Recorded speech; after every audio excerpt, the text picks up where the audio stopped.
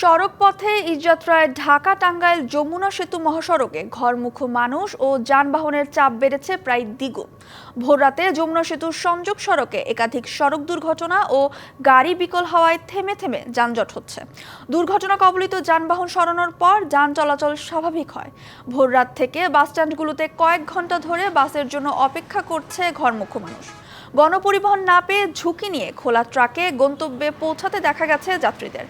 অনেকে গরুবাহী খোলা ট্রাকে চড়েও বাড়ি ফিরছে। এ সুযোগে যাত্রীদের কাছ থেকে অতিরিক্ত ভাড়া আদায় করছে পরিবহন সংশ্লিষ্টরা। উত্তরে যাত্রীরা জানান ৩০০ টাকার ভাড়া ৬০০ থেকে ৭০০ টাকা আদায় করা হচ্ছে। এ বিষয়ে প্রশাসনের হস্তক্ষেপ কামনা করেন তারা। আর বাস চালকরা বলছেন, উত্তরবঙ্গ থেকে ঢাকায় ফেরার সময় বাস খালি থাকে, তাই কিছুটা ভাড়া বেশি নেওয়া হচ্ছে। হাইওয়ে পুলিশ জানিয়েছে, মহাসড়কে যানবাহনের চাপ থাকলেও যানজট নেই। এদিকে গাজীপুরের ঢাকা ময়মনসিংহ মহাসড়কেও বেড়েছে যানবাহন ও যাত্রীর চাপ।